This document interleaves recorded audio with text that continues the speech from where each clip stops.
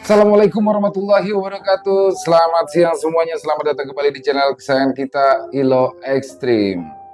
Dan semoga semua teman-teman selalu dalam keadaan sehat walafiat tanpa kekurangan satu apapun. Amin amin ya robbal alamin. Dan pada kesempatan kali ini kita akan masuk ke dalam part 3 Sandah Kuntilanak Berwajah Lebar. Wow, kisah dari Bang Bob ini semakin menarik ya teman-teman ya. Pokoknya buat teman-teman jangan sampai ketinggalan dari part satunya. Dan ini partnya nggak banyak-banyak nih, nggak sebanyak part Ngipri Ketrek kemarin ya. Jadi ini partnya kita bikin sepadat mungkin biar teman-teman juga nggak terlalu panjang ya. Dan lanjut dari part kedua kemarin kan kita sama-sama udah mengikuti Misnah itu sudah bangkit dari kuburan dan mulai meneror orang-orang di sekitaran. Semakin menarik saja ya. Di part ketiga ini akan ada sesuatu yang lebih seru. Misterinya apa sih sebenarnya yang membuat Misnah bangkit? Akan ada di part 3 nanti ini. Oke, nggak pakai berlama-lama, tapi sebelum kita masuk ke dalam kisahnya, jangan lupa buat teman-teman yang mungkin baru saja bergabung, mungkin kita baru bertatap muka ya. Halo, apa kabar semuanya? Dan jangan lupa diklik juga tombol merah subscribe-nya. Lonceng notifikasinya juga dinyalakan agar teman-teman selalu mendapatkan notifikasi dari konten-konten yang akan kami upload setiap hari jam 1 siang. Jadi untuk Ilo Extreme ini jam 1 siang. Oke, nggak pakai lama-lama, langsung saja kita masuk ke dalam kisahnya. Mode horor. Kemunculan Nini Tuha. Ketika malam datang, desa Tumbang Lais kini benar-benar sunyi. Sebelumnya, selepas maghrib pun desa ini telah sepi. Apalagi kini telah tersiar kabar jika ada warga yang mati lalu menjadi hantu, membuat kampung ini tak ubahnya desa mati. Saat-saat seperti ini, biasanya ada beberapa warga yang membawa serapang untuk menombak ikan di sungai, menyusuri lanting demi lanting. Akan tetapi tampaknya malam ini mereka semua lebih memilih berdiam diri di rumah sambil menonton televisi. Tiang listrik dipukul 8 kali oleh seorang petugas penjaga malam menunjukkan waktu telah menunjukkan jam 8 malam. 3 orang pria asing melangkah dari penginapan terapung yang ada di dermaga, berjalan menyusuri jalanan desa yang sangat sunyi. Tujuan mereka bukanlah ke arah hulu ataupun ke hilir, tapi ke darat. Berbeda dengan di Jawa yang menggunakan arah mata angin sebagai patokan. Di Pulau Kalimantan, masyarakat masih menggunakan sungai sebagai penentu arah. Darat adalah untuk daerah yang posisinya jauh dari bantaran sungai.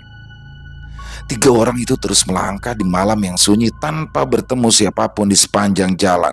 Hanya 1 orang yang mempunyai senter, yaitu yang paling tua dan berpengalaman.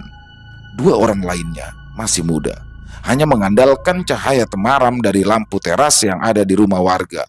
3 orang itu bergerak terburu sewaktu lampu rumah yang mereka tuju mulai terlihat samar-samar dari kejauhan. Pukul 9 malam, suasana duka masih menyelimuti kediaman mendiang Apri. Waktu itu, rumah kecil di ujung kampung itu baru saja selesai mengadakan tahlilan. Lampu-lampu telah dimatikan, kecuali lampu teras dan juga lampu kamar. Di pembaringan, ayah dan ibunya Apri tidak sanggup menahan sedih. Walaupun si ayah berusaha untuk mengikhlaskan, tapi si ibu sangat tidak bisa terima wanita malang itu larut dalam duka. Hatinya hancur sehancur-hancurnya perasaan seorang ibu. Meskipun anaknya kerap membuat onar, tapi ibu tetaplah seorang ibu. Ia tidak terima jika anaknya meninggal dunia dengan cara yang mengenaskan, muntah darah dan tubuhnya membiru. Belum usai ayah dan ibunya Apri meratapi kesedihan, mereka pun dikagetkan dengan suara ketukan di pintu depan yang diiringi ucapan salam. Awalnya mereka tidak menghiraukan karena sangat awam orang kampung bertamu semalam ini. Apalagi kabar Misnah bangkit menjadi hantu membuat penduduk takut keluar rumah. Namun suara ketukan dan juga ucapan salam semakin kencang terdengar, membuat pasangan suami istri itu pun saling lirik. Didiamkan beberapa menit, gedoran di pintu depan tidak juga berhenti hingga kaca dan jendela bergetar. Dan karena kesal, si suami akhirnya pun bangkit.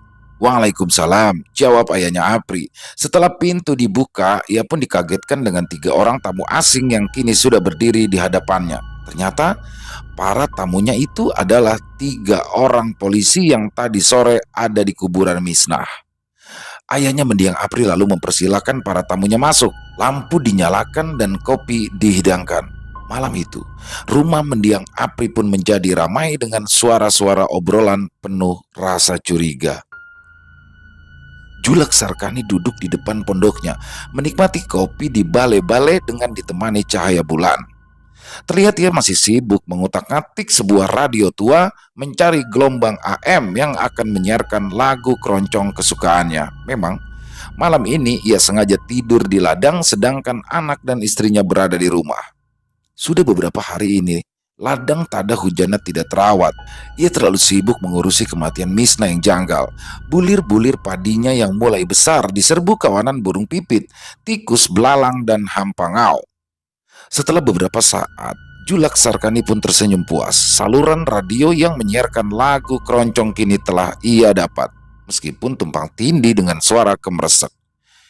Kakek itu pun lantas meraih bambu runcing yang tergeletak di samping. Bambu yang ia genggam memang berbeda dibandingkan bambu lainnya. Bambu itu lurus panjang tombak tanpa ruas seperti pipa. Ia tak menyangka kalau akhirnya ia akan menggunakan bambu warisan leluhurnya itu. Dahulu sekali, bambu yang diberi nama kakujuk langit itu pernah digunakan buyutnya untuk membunuh seorang penyihir yang sulit untuk dibunuh. Dan kini sepertinya akan ia gunakan untuk hal yang sama. Julek Sarkani merapatkan sarungnya yang membekap tubuh karena angin malam di sekitaran pondok benar-benar dingin menembus kulit. Seketika ia pun merasa was-was tatkala hembusan angin yang sangat pelan membuat bulu-bulu halus di lengan dan juga tengkuknya berdiri dengan tegak. Julek Sarkani celingak-celinguk karena merasa jika ada yang memperhatikan. Suara lolongan anjing liar dari hutan sekitar membuatnya merasa tidak tenang. Konon, suara lolongan anjing liar menandakan jika ia sedang melihat makhluk halus yang berkeliaran. Patua itu menajamkan telinga karena ia mendengar suara lirih seolah seperti tangisan seorang wanita. Semakin lama, suara-suara lirih itu terdengar kian jelas, sayup-sayup di antara suara jangkrik dan juga karariang. Julek Sarkani kemudian berdiri, menggenggam erat bambu tanpa ruas di tangan kiri dan senter di tangan kanan. Ia membaca bismillah, mengumpulkan keberanian, dan setelah cukup yakin, ia pun menyorotkan senternya ke sekeliling, mencoba mencari sumber suara. Cahaya senter bergerak perlahan menyoroti hamparan padi dan juga pepohonan di sekitaran pondok. Saat itu, Julek Sarkani benar-benar gemetar karena suara lirih itu semakin terdengar dengan jelas. Julek Sarkani mendadak pucat karena suara rintian itu pun terdengar persis berasal dari lumbung padi yang ada di belakangnya. Dengan jantung yang berdegup cukup kencang, ia pun mulai berbalik sangat perlahan seraya menahan nafas. Julek seketika tersentak karena cahaya senternya menyorot sosok putih yang kini sedang berjongkok di depan pintu lumbung padinya. Ia tercekat beberapa saat, mencoba merapal doa-doa pengusir jin yang sudah ia kuasai. Darahnya berdesir dan peluhnya kini mulai membasahi tubuh. Lantunan ayat-ayat suci terus ia ucapkan dengan lantang. Namun, sosok putih itu hanya diam, mematung, tak bergerak sedikit pun. Takut-takut, Julek Sarkani mendekat dengan mengarahkan ujung bambu ke sosok yang berada di depannya. Setelah jaraknya hanya beberapa meter, Julek Sarkani menarik nafas lega. Ternyata sosok putih yang tadi ia kira hantu itu ternyata hanyalah tumpukan karung berisi pupuk kandang. Julek Sarkani kembali melangkah ke balai-balai, menikmati kopinya yang kini sudah dingin. Ia terduduk lesu, sembari terus mengucap istighfar tanpa henti. Baru saja nafasnya teratur dan jantungnya sudah normal, kupingnya yang tajam kembali mendapati suara-suara yang aneh. Ya, seperti suara-suara langkah kaki dan kemeresek tangkai padi. Julek Sarkani pun lalu memutuskan untuk mengecek. Mungkin ada babi hutan ataupun ular. Dari tempat duduk, senter pun diarahkan ke hamparan padi yang ada di depan. Tangkai-tangkai padi bergerak-gerak seperti ada yang bersembunyi di situ. Julak lalu melempar sebuah batu seukuran kepalan tangan, tapi seketika ia pun terlonjak dengan jantung yang melompat-lompat. Astagfirullahalazim, ucap Julak Sarkani ketakutan. Di hadapannya muncul sebuah wajah mengerikan secara perlahan dari hamparan padi, sejengkal demi sejengkal. Cahaya senternya menyorot wajah selebar nyiru yang sangat pucat. Biji matanya sebesar bola kastik tampak menonjol keluar dengan seringai lebar yang menyeramkan. Sontak Julak Sarkani pun gelagapan, tubuhnya gemetar, jantungnya merasa melompat tidak karuan. Astagfirullah, astagfirullah. Julak mengucap istighfar berulang-ulang dengan sangat gugup, apalagi hantu yang kini ada di hadapannya telah berdiri sempurna di antara hamparan padi. Berwajah lebar, rambutnya keriting menggantung dan berbaju putih. Julak Sarkani sadar hantu itu bukanlah kuntilanak biasa. Sanda, desis Julak pasrah. Di hadapannya kini telah berdiri sosok Sanda, kuntilanak berwajah lebar. Kedua lengan Sanda itu bergerak-gerak dengan aneh, memperlihatkan kuku-kukunya yang besar, bak pisang dan tajam seperti belati. Julak pun merasakan tubuhnya mendadak sangat dingin, bagaikan disiram es. Sementara bibirnya bergetar, mengucap doa-doa pengusir setan. Hantu Sanda itu kembali menyeringai lebar sambil melayang, lalu melesat menyerang Julak Sarkani yang masih terpaku di tempat. Beruntung, Julak cukup sigap. Bambu tanpa ruas itu dengan cepat ia sabetkan, membuat Sanda itu terpental ke belakang lalu lenyap seketika. Sedetik kemudian, terdengarlah suara tawa melengking yang membuat bulu kudu siapapun yang mendengarkan akan bergidik ngeri. "Misna, bukan akulah sasaran amarahmu," bentak Julak dengan lantang, menutupi rasa takut yang menyelimutinya. Suara tawa tanpa wujud itu tetap menggema di gelapnya malam, berpindah-pindah di sekitaran pondok. Selang beberapa waktu, suara tawa itu pun akhirnya menghilang, berganti dengan suara kepakan sayap jangkrik serta hewan-hewan malam. Meski suara tawa itu telah benar-benar hilang, Julak Sarkani pun masih syok di tempatnya ia berdiri. Setelah yakin hantu Sanda itu benar-benar pergi, Julak Sarkani pun melangkah terburu-buru untuk menuju desa. Ibunya Apri menangis terseduh di pelukan sang suami. Berurai air mata, ia pun menceritakan secara detail kejadian tragis yang telah menyebabkan anaknya mati dengan cara tidak wajar. Kecuali Letnan Johar, dua orang polisi muda yang sedang duduk di hadapannya kadang bergidik, kadang mendelik, dan kadang saling melirik. Hanya Letnan Joharlah yang memperhatikan dengan seksama, menyerap kata demi kata seraya menyalakan tombol play and record pada Walkman yang kala itu ia taruh di atas meja. Sedangkan dua orang polisi di sampingnya, mereka antara percaya dan tidak percaya atas penuturan ibu dari almarhum Apri. "Pak polisi, sebaiknya pian hati-hati. Kampung ini sudah dikuasai oleh Nini Tuha. Kalau tidak, pian akan celaka seperti anak saya." Ibunya Apri meraung-raung dalam pelukan sang suami. Tubuhnya sampai berguncang karena sesengukan. Si tua Johar tercenung beberapa saat. Akalnya sulit menerima jika ada orang mati karena perkara gaib. Ia memang pernah sekali melihat hantu, tapi itu dahulu sekali ketika ia masih muda. Kata ibunya Apri barusan, anaknya itu tewas karena kutukan dari Nini Tuha. Malam kedua setelah penguburan Misnah, Apri sempat melihat nenek aneh itu di area pemakaman. Waktu itu, sekitar pukul 12 malam, Apri yang baru saja pulang nonton acara dangdutan di desa yang berada di hilir sungai, dan sewaktu melewati pemakaman, ia melihat seorang nenek yang bertingkah mencurigakan. Sadar jika yang ia lihat adalah Nini Tuha, Apri langsung lari ke rumah dalam keadaan ketakutan. Dan di malam berikutnya, Apri tewas secara mengenaskan dengan bermandikan darahnya sendiri. Dan keesokan paginya, tersiarlah kabar jika jasad Misnah telah dicuri. Melihat si ibu yang masih berurai air mata, Letnan Johar pun lantas menoleh kepada ayahnya Apri yang tampak lebih tenang. Sebagai seorang polisi, ia haruslah mengkesampingkan hal-hal mistis terkait kematian seseorang. Baginya, seseorang itu akan mati karena sakit, kecelakaan, bunuh diri, atau dibunuh. Sana, tolong gambarkan bagaimana kondisi tubuh anak pian sewaktu hendak dimandikan, pinta Johar.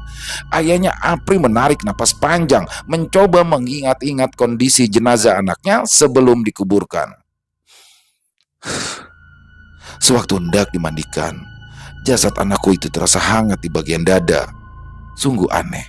Ia seperti layaknya orang yang tidur pulas meskipun napas dan detak nadinya tidak ada. Hanyalah karena Pak Mantri yang menyatakan ia telah meninggal secara medis, makanya anakku itu akhirnya kami makamkan. Ayahnya Apri pun terdiam sejenak menatap kosong ke arah Walkman di atas meja. Letnan Johar menoleh ke samping. Sudah dicatat? Tanya Johar pada Serda Budi. Sudah, Letnan, jawab si anak buah sambil mengangguk. Apa ada lagi yang janggal? Tanya Letnan Johar lagi kepada ayahnya Apri. Biru tubuhnya, timpal si ibu tiba-tiba dengan mata yang masih berkaca-kaca. Letnan Johar menoleh pada sumber suara. Ia tahu ia akan mendapatkan petunjuk penting di dalam rumah ini. Saat dimandikan, biru-biru di tubuh anakku menghilang. Kecuali di bagian leher, terutama di bagian tengkuk, warnanya biru kehitaman. Walaupun mulai memudar, sepertinya warna biru itu berasal dari situ dan bentuknya garis-garis mengikuti urat leher hingga ke dada. Letnan Johar mengangguk-angguk mendengar keterangan dari ibu almarhum Apri. Ia pun sudah mendapat kesimpulan yang ia butuhkan meskipun ia belum yakin 100%. Sana, kenapa tidak kita otopsi saja jasadnya Apri supaya penyebab kematiannya bisa dipastikan dengan jelas, usul Letnan Johar. Pasangan suami istri itu pun langsung menggeleng. Mereka merasa kasihan dengan jasad si anak apabila makamnya harus dibongkar. Lagi pula, autopsi hanya bisa dilakukan di rumah sakit di ibu kota kabupaten yang jaraknya 8 jam perjalanan. Itu pun harus ditempuh melalui sungai dan darat. Belum lagi masalah biaya dan juga larangan agama meskipun ada perbedaan pandangan di kalangan para ulama. Baik. Aku menghormati keputusan kalian, ungkap polisi Johar. Polisi syarat pengalaman itu pun mengernyitkan dahi. Coba berpikir, hilangnya jasad Misnah, kematian Apri yang tidak wajar, serta munculnya sosok Nini Tuha di pemakaman. Ia yakin semua ini saling berkaitan. Dan karena malam yang sudah semakin larut dan informasi tambahan juga sudah ia dapat, Letnan Johar lalu mengajak kedua anak buahnya untuk pamit. Ayah dan ibunya Apri pun mengantarkan mereka ke depan. Akan tetapi sewaktu pintu terbuka, semua orang tersentak. Di depan rumah, di halaman yang berupa tanah liat, terdapat pemandangan yang sangat ganjil. Seekor burung hantu berukuran lebih besar dari ayam aduan tegak menghadang di tengah jalan. Ayah dan ibunya Apri pun seketika bergetar, seolah kutukan akan segera menghampiri mereka. Sebagai seorang polisi yang berpengalaman, Letnan Johar pun dapat menangkap ekspresi ketakutan di wajah pasangan suami istri itu. Tetapi sikap berbeda justru ditunjukkan oleh dua orang polisi muda lainnya. Pratu Berto yang paling muda bergegas mengambil sapu hendak memukul burung hantu itu. Berhenti, jangan, biarkan saja, tegur ayahnya Apri. Pratu Berto pun melirik ke arah Johar dan dibalas dengan anggukan. Polisi muda itu pun dengan terpaksa mengurungkan niat lalu meletakkan sapu kembali di tempatnya. Jangan diganggu, burung hantu itu peliharaan ini Tuha, terang ayahnya Apri dengan nada yang khawatir. Letnan Johar hanya dia mematung menatap lekat-lekat mata bulat besar si burung hantu yang ada di hadapannya itu. Seketika ia pun tersentak. Ia mundur 2 langkah lalu meraih pistol revolvernya dan menggenggamnya sangat erat. Pistol koboi itu bahkan mengeluarkan bunyi getaran besi karena saking eratnya genggaman Johar. Nini Tuha, dengusnya. Karena saat beradu mata dengan burung hantu itu, ia seolah merasa sedang beradu mata dengan seorang manusia. Jaya menatap lurus ke arah ibunya yang masih terbaring di ranjang. Setelah meminum obat dari pemantri, wanita parubaya itu tertidur lelap bagaikan bayi. Sesekali ia merintih, menahan sakit di kepala meskipun lukanya sudah dijahit. Untunglah ada Acil Lela dan Acil Ijum yang selalu setia menemani. Jaya juga merasa beruntung atas kehadiran Julak Sarkani, saudara tertua mendiang ayahnya itu selalu setia membantu keluarganya di saat susah. Meskipun dikelilingi orang-orang baik, Jaya tetap merasa gamang. Jauh di lubuk hatinya, ia merasa bersalah atas semua yang terjadi belakangan ini. Tidak, tidak, aku tidak bersalah, gumamnya dalam hati.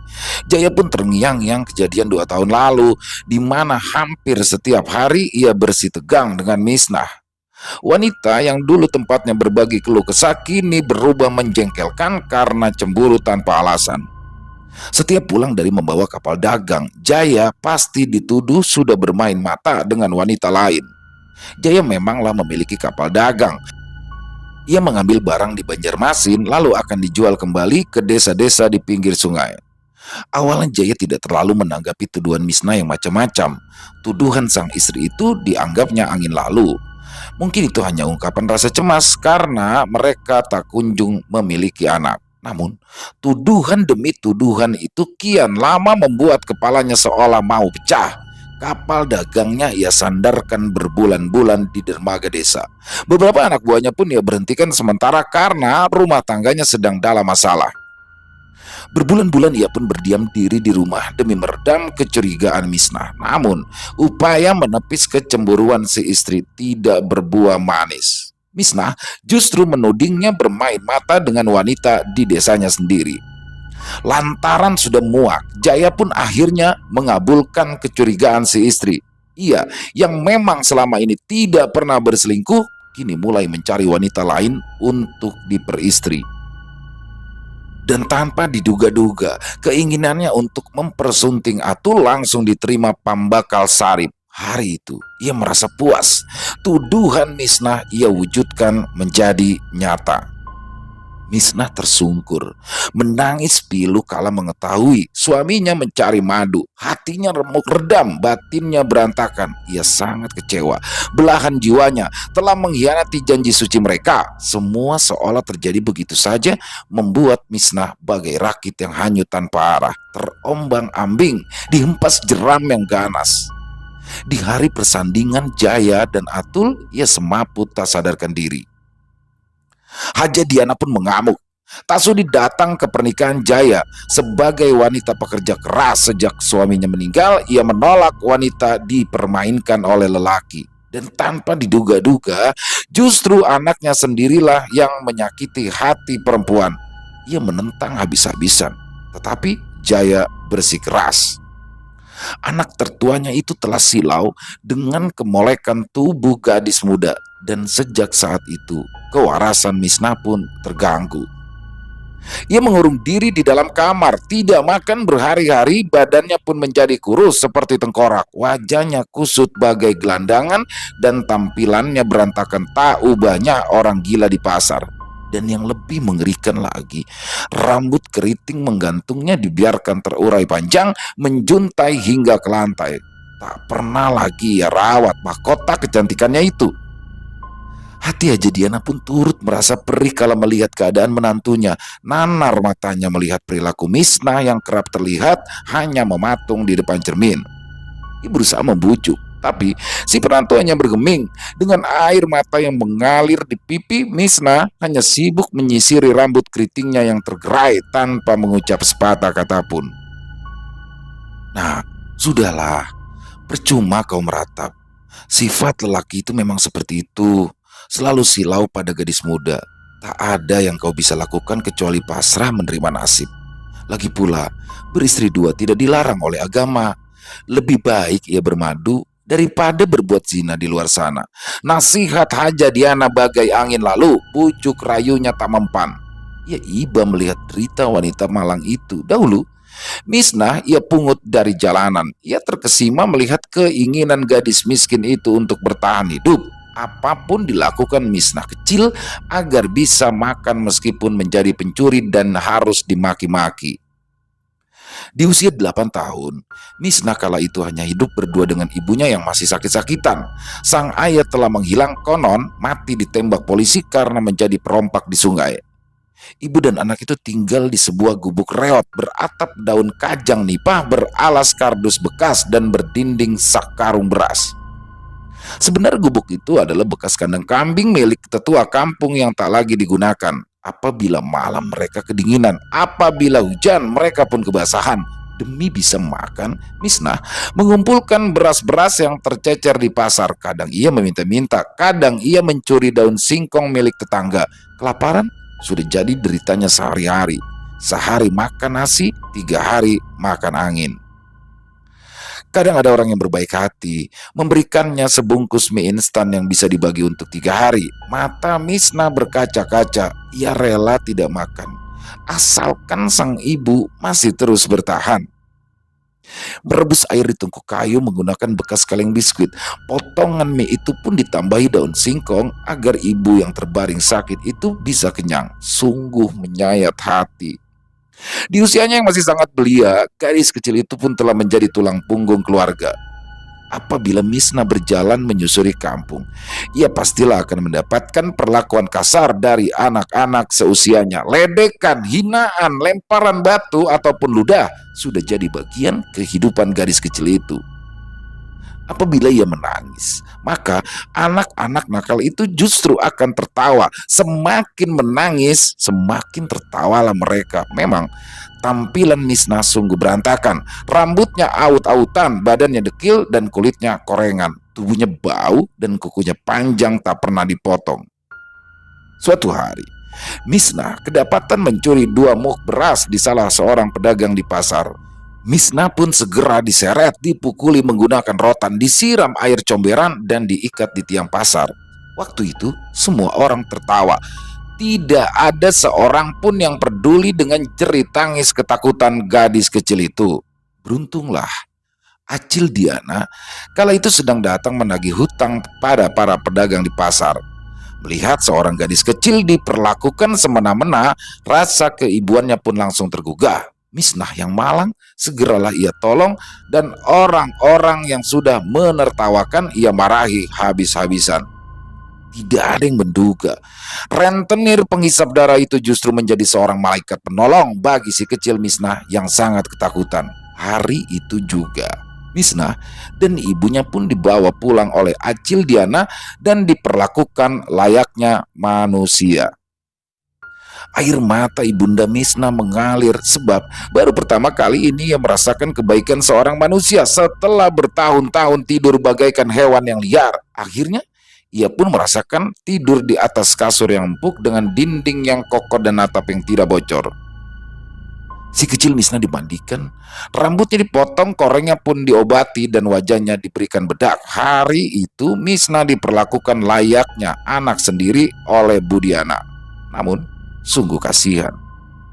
2 bulan kemudian, ibunya Misnah meninggal dunia karena sakitnya yang sudah terlalu parah. Misnah kecil menangis meraung-raung, kehilangan ibu dan ayah di usianya yang masih belia. Beruntunglah ada Acil Diana yang merawat penuh kasih sayang. Gadis kecil itu ia besarkan dengan uang haram, uang riba yang katanya tidak ada berkah. Kehadiran Misnah ternyata membawa keberuntungan bagi ibu Diana.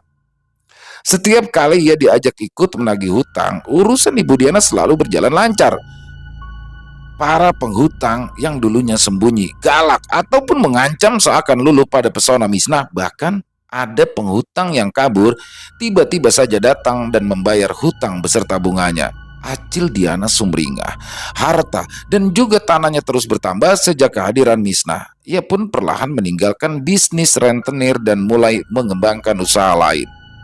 Menjadi pemasok sembako bagi beberapa perusahaan tambang yang ada di sekitaran. Ia bahkan bisa pergi ke tanah suci dari usahanya itu hingga kemudian ia dipanggil hajah. Waktu pun berlalu, Misnah kecil pun tumbuh menjadi seorang remaja yang cantik jelita. Ia dan Jaya yang kerap bertengkar justru malah tumbuh benih-benih cinta di antara mereka berdua. Hajah Diana pun cepat tanggap. Kedua sejoli yang sedang mabuk asmara itu pun akhirnya ia nikahkan. Hingga petaka itu datang, Jaya kawin lagi dan Misnah kembali larut dalam duka. 20 hari setelah menikah, Jaya pun tak pulang ke rumah. Lelaki itu memilih tinggal di rumah mertua menikmati malam demi malam bersama istri mudanya. Misna hanya terbengong meratapi nasib. Setiap hari ia hanya menyisir rambut di depan cermin. Ia lupa mandi, lupa makan, lupa segalanya. Nah, kenapa tidak dimakan ketupat kandangannya? Bukankah itu makanan kesukaanmu? Tegur Haja Diana seraya mendekat.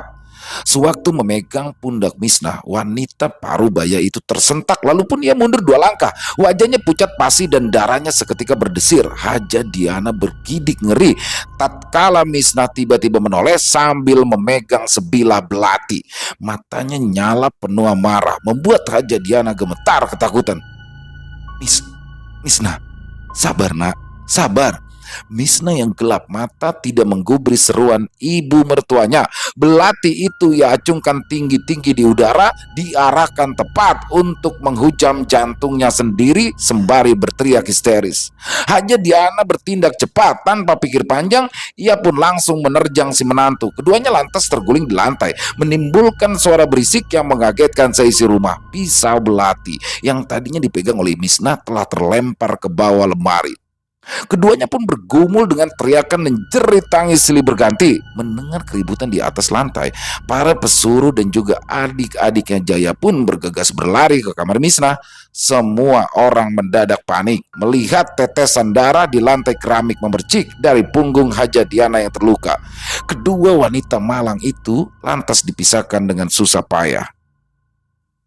Misnah seketika tersadar kalau mengetahui ibu mertuanya terluka. Tangisnya semakin pecah karena penyesalan. Berurai air mata, ia pun langsung memeluk mertuanya yang masih merintih kesakitan. "Mama, maafkan aku, Ma. Maafkan anakku." Mertua dan menantu itu lantas berpelukan dalam cucuran air mata.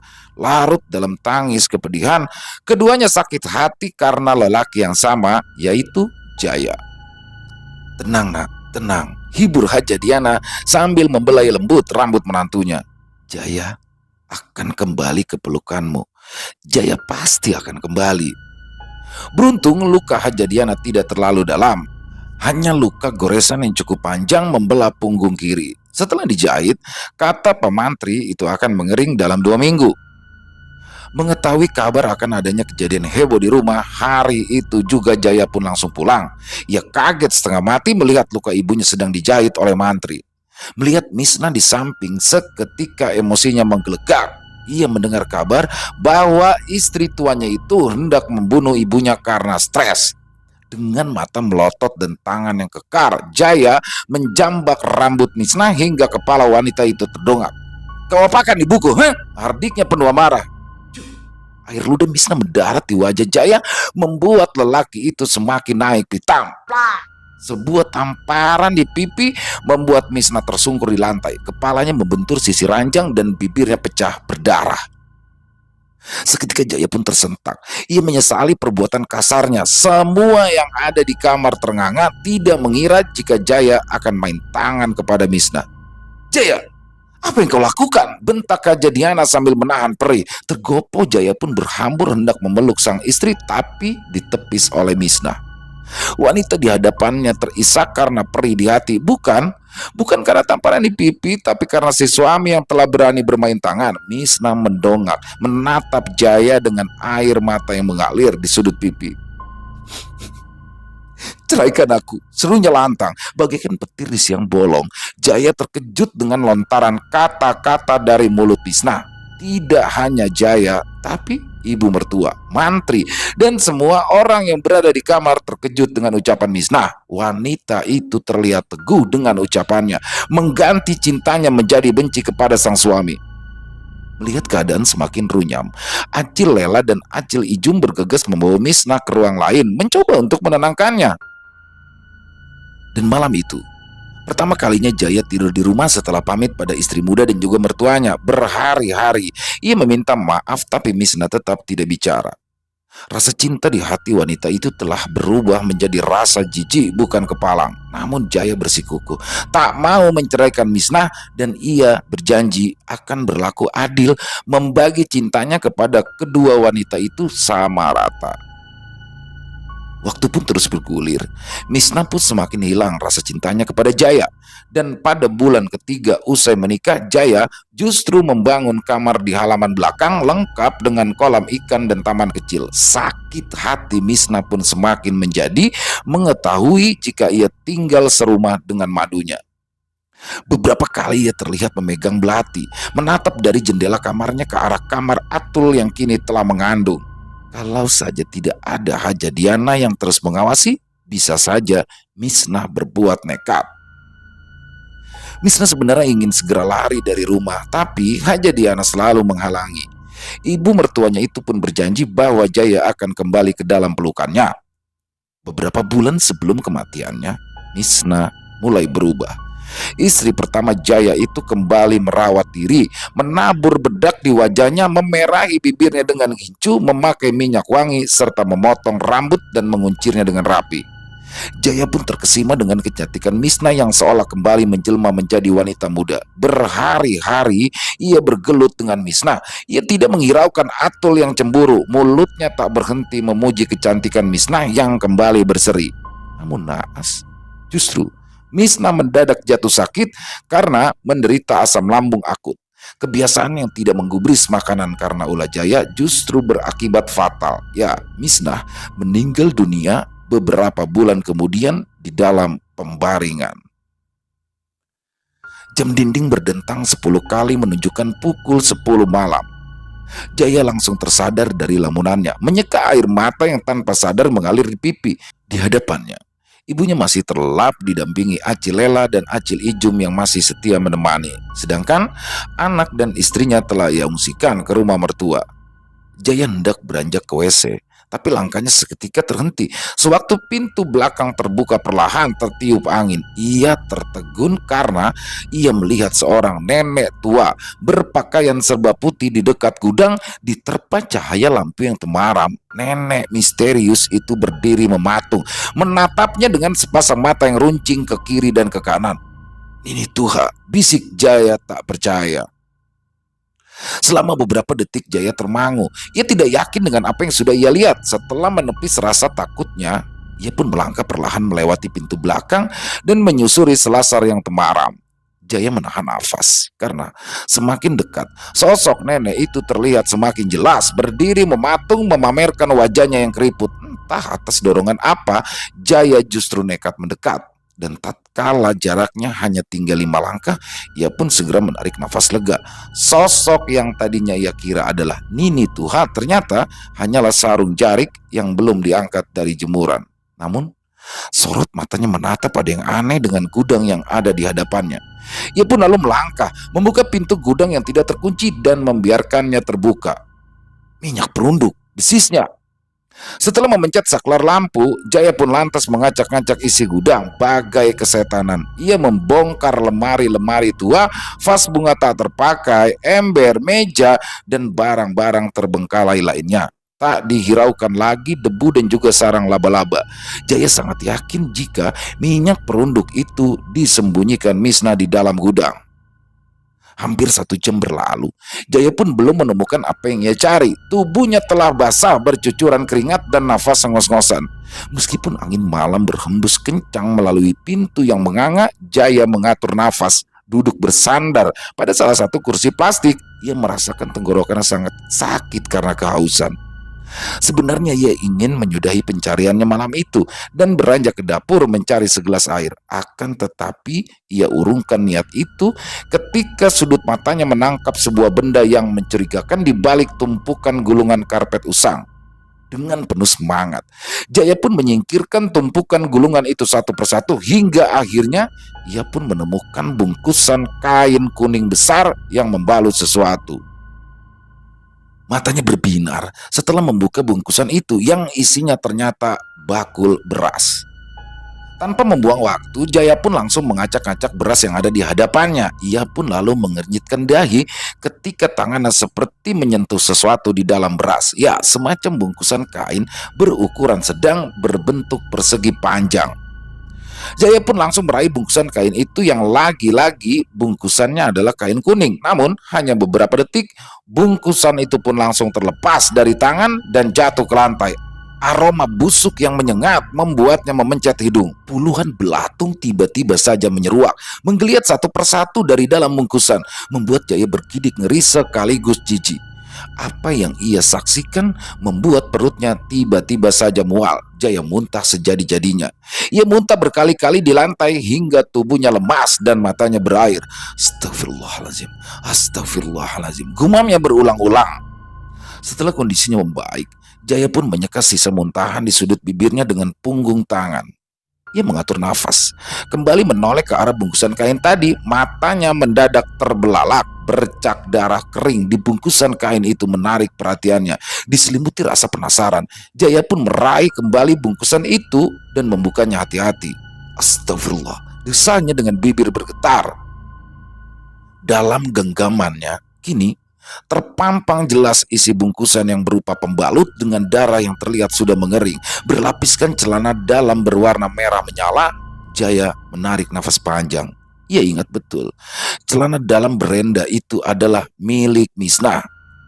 Belum hilang keheranannya, sebuah botol kecil tiba-tiba saja terjatuh dari sela pembalut dan berguling di lantai. Dengan sigap, Jaya pun meraih botol kecil itu setelah melempar begitu saja bungkusan tadi entah kemana. Ia diam sejenak, memperhatikan baik-baik botol mungil yang ia pegang.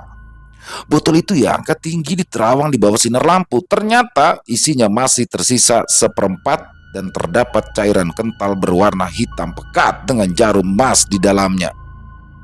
Jaya memperhatikan baik-baik sampai ia terlonjak kaget. Cairan itu ternyata berupa darah yang dicampur danur atau cairan tubuh mayat. Minyak perunduk, gumamnya dengan mata yang melotot. Konon, minyak perunduk digunakan oleh para istri untuk menundukkan suaminya. Cara yang digunakan tidak hanya sekedar ilmu hitam, tapi juga menjijikan. Cairan itu diteteskan dalam makanan yang dimasak dengan menggunakan campuran darah head dan perasan air celana dalam. Bisa juga dituangkan dalam minuman.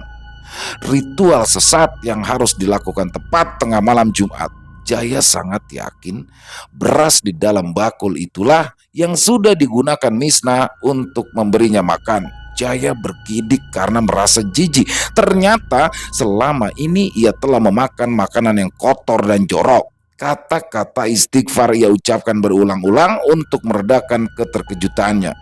Ia sungguh tak menyangka kalau Misnah, istrinya, akan berbuat senekat itu demi meraih kembali cintanya. Batinnya bergolak antara marah dan kesal bercampur menjadi satu. Matanya lantas menangkap sebuah lembaran kertas lusuh berkop puskesmas tercecer di antara bungkusan yang ada di lantai. Saat diambil, rasa sesal mendalam langsung menyelimutinya. Tangannya bergetar kala memegang kertas usang itu dengan mata berkaca-kaca. Di kertas yang tintanya mulai terlihat buram, di situ tertulis bahwa Misnah positif hamil. Jaya menangis tersungkur penuh penyesalan, menyadari Misnah istrinya meninggal dalam keadaan mengandung. Bertahun-tahun Misnah merindukan buah hati, bertahan dari cibiran tetangga yang menuduh ia mandul. Namun malang, ia terlebih dahulu menghadap sang kuasa tanpa sempat menjadi ibu. Di tengah kecamuk hatinya, Jaya pun mendengar suara-suara lirih. Ya, suara itu seperti suara rintihan yang memanggil-manggil namanya. Lampu yang tergantung di langit-langit bergoyang-goyang. Mati, nyala, mati, lalu menyala lagi terus-menerus. Blah! Jaya pun terkesiap sewaktu pintu gudang tiba-tiba terbanting dengan keras, menutup dan terkunci rapat. Ia bahkan sampai terduduk di lantai yang dingin karena saking kagetnya. Ia menggigit bibir menahan dingin karena udara sekitar mendadak terasa membuat tulang menjadi beku. Kecemasannya pun bertambah sewaktu suara-suara lirih semakin terdengar dekat di telinga. Jaya, Jaya sayang. Jaya menahan nafas berharap apa yang ia dengar hanyalah suara-suara di dalam kepalanya saja. Jaya sayang. Jaya gelagapan dan mati kutu. Ternyata ia tidak sedang berhalusinasi. Suara itu terdengar menggema dan berpindah-pindah tempat di sekitarnya. Terdengar suara langkah kaki mendekat, membuat Jaya tambah merinding. Lelaki itu semakin terenyak saat muncul jejak kaki darah, muncul satu persatu dari arah pintu dan kian mendekat. Di bawah sinar lampu yang berkedip, terlihat samar jejak kaki mengerikan itu muncul setapak demi setapak di lantai yang dingin. Bergantian, tapak kiri dan tapak kanan diiringi suara-suara lirih yang terus saja memanggil namanya. Jejak darah itu jelas sekali sedang melangkah berjalan ke arahnya. Saat itu Jaya hendak lari, tapi entah kenapa otot kakinya seakan kehilangan tenaga. Ia pun tersungkur dan benar-benar lemas tanpa bisa bergerak barang sejengkal, sedangkan mulutnya terkunci rapat.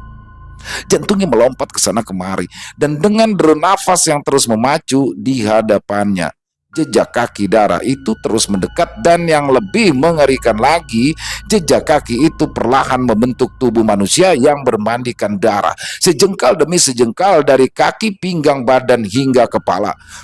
Misna, Misna, Jaya tidak percaya dengan apa yang ia lihat. Tepat 2 langkah di hadapannya berdiri sosok Misna tanpa busana, bermandikan darah. Sosok gumpalan darah yang berbentuk tubuh manusia itu berdiri tegar tepat di bawah lampu yang terus berkedip.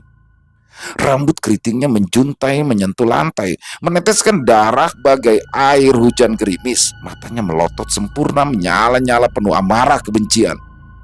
Jaya terduduk kaku. Ia meneteskan air mata, berharap pengampunan. Wajahnya pucat pasi seperti orang sakit kurang darah. Ia mendongak beradu mata dengan sosok Misna tanpa bisa menghindar. Misna, maafkan aku Misna, ucap Jaya terbata dengan sorot mata tajam. Misna menatap suaminya sembari menyeringai. Krak! Kuku tajam sebesar gunting rumput tumbuh sesenti demi sesenti di jari-jari Misna yang bersimbah darah, siap dihujamkan di jantung suaminya yang pasrah tidak berdaya. Menyadari nyawanya di ujung tanduk, Jaya mengucapkan kalimat syahadat di dalam hati. Air matanya berurai di sudut pipi, sadar jika kematian akan segera menjemput. Brak! Seketika Misna terlempar ke belakang, menghamburkan tumpukan kursi, meja, dan gulungan permadani. Ia berusaha bangkit, tapi seperti seolah ada kekuatan yang menahannya. Misna menjerit, suaranya melengking hingga kaca jendela pecah berkeping-keping. Sejurus kemudian, gumpalan darah yang berbentuk tubuh itu pecah lalu lenyap bagai asap. Cipratan darah berserakan di lantai, dinding, dan juga langit-langit. Jaya tercengang, jantungnya berdebar. Pemandangan yang ia lihat barusan sangat menyeramkan. Namun, ia pun juga lega lantaran baru saja lolos dari kematian. Kemudian, terdengarlah suara. Suara berisik dari luar. Ya, suara ribut orang-orang di depan pintu. Amang Husni dan Amang Idar terbengong kala melihat Jaya yang tersungkur di lantai basah dengan peluh dan juga cipratan darah. Kedua pesuruh itu pun lantas berlari dalam keadaan panik, memapat tubuh Jaya ke tempat yang aman. Burung hantu yang ada di depan rumah orang tua Apri mendadak melompat-lompat di atas tanah, bergerak ke kiri dan ke kanan sambil mengeluarkan suara-suara aneh. Kedua sayapnya terus mengepak-ngepak, seolah-olah sedang belajar terbang. Semua yang berada di teras pun saling lirik, tercengang dengan tingkah ganjil burung aneh itu. Dalam keadaan gugup, Letnan Johar melangkah seraya mengarahkan pistolnya ke burung itu. Prak, brak. Letnan Johar melompat 2 langkah ke belakang seraya berteriak mengeluarkan sumpah serapah. Polisi senior itu kaget setengah mati karena burung hantu itu bergerak mendadak melesat ke udara lalu menghilang di balik gelapnya malam. Sial! Kata-kata makian terus keluar dari mulut Letnan Johar, membuat kedua polisi junior bawahannya pun saling pandang. Selang beberapa waktu, polisi yang sebentar lagi akan pensiun itu akhirnya tenang. Ia menarik nafas dalam-dalam sambil mengelus dada.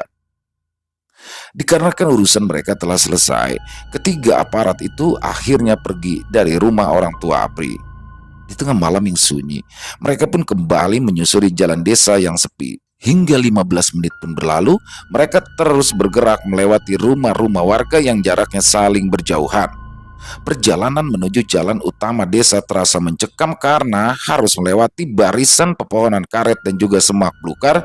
Suara-suara serangga serta angin malam yang meniup dedaunan membuat 3 orang itu mempercepat langkah. Entah kenapa, ketiga orang polisi itu pun ingin secepatnya tiba di penginapan, tapi perjalanan terasa lebih lama dibandingkan berangkat tadi. Letnan Johar yang berjalan paling depan pun merasa kesal karena 2 orang polisi muda itu tidak membawa senter. Ya, 2 orang polisi muda itu merapatkan badan di belakangnya mengandalkan cahaya senter dari sang senior.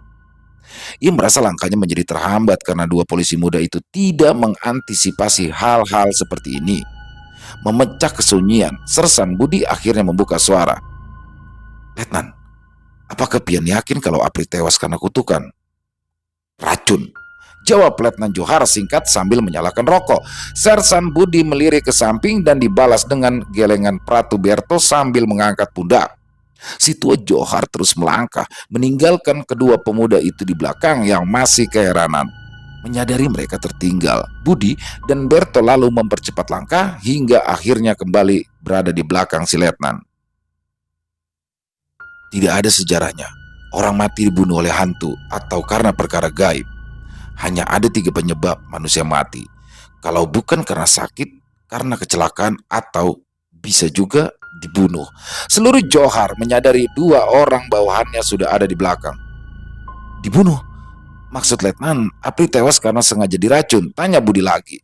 Letnan Johar mengangguk sambil terus menyorot senter ke depan. Di depan, ia melihat sebuah pertigaan. Pertanda beberapa langkah lagi mereka akan memasuki jalan utama. Ia pun lalu mempercepat langkah dan diikuti 2 orang bawahannya. Orang-orang pedalaman, sangat ahli membuat racun. Racun yang dibuat dari tanaman tertentu, dicampur bisa kodok dan ular, sangat mematikan. Yang lebih mengerikan, racun itu tidak berbau, tidak berwarna, dan tidak berasa. Senjata yang cukup sempurna untuk membunuh, terang Letnan Johar seraya tetap melangkah. "Lalu, siapa yang meracuni Apri, Letnan?" timpal Beto. Letnan Johar mendadak berhenti lalu berbalik. Mata tuanya menatap ke arah Sersan Budi dan juga Pratu Berto bergantian. "Menurut kalian siapa?" tanya Letnan sembari menyunggingkan senyum. Kedua polisi muda di depannya lagi-lagi menggeleng seraya mengerutkan dahi. Melihat tingkah mereka yang memang minim pengalaman, Letnan Johar pun kembali berucap penuh rasa bangga. "Orang yang malam itu pertama kali memegang tubuh Apri, ya, dialah tersangka kita," sambung Johar. Kedua pemuda itu tampak berpikir sejenak lalu tersentak. Ekspresi wajah mereka pun berubah, menyadari siapa yang sudah dimaksud oleh Letnan. Mereka terbelalak, tidak menyangka jika pelakunya ada di depan hidung mereka. Namun yang membuat mereka sumringah, pekerjaan mereka akan lebih cepat selesai daripada yang sudah diperkirakan. "Siap, Letnan. Besok pagi-pagi sekali kita ringkus cecunguk itu," tutur serda Budi penuh semangat. Ketiga polisi itu kembali melangkah menyusuri jalanan desa yang sunyi dan gelap gulita. Dan tanpa mereka sadari, seorang perempuan tua yang mengenakan pakaian kusam serba putih muncul dari balik kegelapan. Kerudung lusuhnya juga berwarna putih, menutupi seluruh rambutnya yang juga putih bergelung rapi. Ia melangkah hati-hati tanpa bunyi, menapak di atas tanah tanpa alas kaki. Kemudian ia berdiri tepat di tengah jalan, menatap punggung 3 orang polisi itu yang berjalan menjauh. Sesekali ia meringis, lantaran tubuh tuanya sudah tidak kuat lagi terkena angin malam. Jemarinya yang keriput bak cakar ayam mencengkram erat gagang tongkat gading yang melengkung seperti tangkai payung. Dengan sepasang mata yang aneh, wanita tua itu menatap lurus ke depan, menembus pekatnya malam mengawasi gerak-gerik rombongan Johar tanpa mereka ketahui. Nenek misterius itu memiliki mata juling ke kiri dan ke kanan. Selesai. Wow, luar biasa. Makin seru aja nih, asli makin seru aja. Dan di sini misterinya nih hampir terkuak. Apa sih yang menyebabkan Misna ini bangkit dari kubur, dan ternyata masa lalu Misna juga dikisahkan ya tadi ya. Jadi ternyata Misna itu berasal dari apa ya, seperti dipungut ya, diangkat anak oleh Hajah Diana, karena dulu sebelumnya Misna adalah anak yang terlantar yang harus sedih ya, lebih ke sedih nih part 3 ini ya. Jadi masa lalunya Misna yang begitu menyedihkan itu sampai diangkat jadi anak ya sama Bu Haja Diana, dan akhirnya dinikahkan dengan anak kandungnya sendiri yaitu Jaya. Dan pihak kepolisian pun sudah mulai ada titik terang ya di situ, di mana dipimpin oleh Letnan 2 Johar, bahwa tentang Apri ya yang meninggal dunia secara tidak wajar. Kalau orang-orang kampung bahkan keluarganya menganggap kematiannya itu adalah akibat dari makhluk gaib, tapi di sini polisi punya versi yang berbeda. Semakin menarik saja, makin gak sabar buat besok part 4 kayak gimana. Pokoknya jangan sampai ketinggalan teman-teman. Dan terima kasih kepada seluruh teman-teman yang masih terus setia ya mengikuti kisah ini. Dan silakan untuk yang punya komentar mungkin bisa dituliskan di kolom komentar, ataupun hanya sekedar saling menyapa. Insya Allah kami akan membalasnya satu persatu.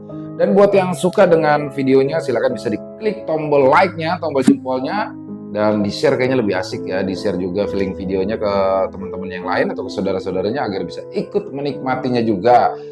Dan oh iya, yang belum subscribe jangan lupa diklik tombol merah subscribe-nya, lonceng notifikasinya dinyalakan agar teman-teman selalu mendapatkan notifikasi dari konten-konten yang akan kami upload selanjutnya. Ilo Ekstrim di jam 1 siang, lanjut ada Extreme Movie di jam 7 malam, dan di jam 10 malamnya ada Ilo Bercerita. 3 channel, setiap hari kita upload semua. Oke, dan yang punya kisah ya, yang punya kisah yang berdasarkan kisah nyata dari pengalaman pribadi, silakan bisa boleh dikirimkan ke kami. Lewat tulisan boleh, lewat rekaman suara, voice note boleh, bebas ya. Jadi senyamannya teman-teman aja, bisa dikirimkan ke nomor telepon yang ada di bawah sini nih. 0878 4509 4752. Ditunggu kirimannya teman-teman. Dan buat yang sudah mengirimkan, kami ucapkan terima kasih. Yang sudah mengirimkan dan belum dibawakan ya, harap bersabar karena memang harus ada proses penggarapannya dulu. Insya Allah nantinya kami akan sampaikan semua, kami akan bawakan semua satu persatu.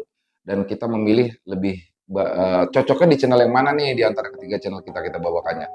Ya itu aja, di akhir kata saya Ilo mengucapkan permohonan maaf apabila dalam pembawaan kisahnya tadi ada kata-kata saya yang salah. Apabila ada mungkin ada kata-kata saya yang kurang berkenan, saya mohon dibukakan pintu maaf yang seluas-luasnya karena saya hanyalah manusia biasa, tempatnya salah dan dosa.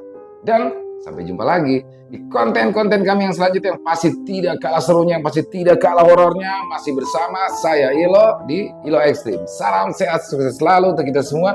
Amin amin ya robbal alamin. Assalamualaikum warahmatullahi wabarakatuh.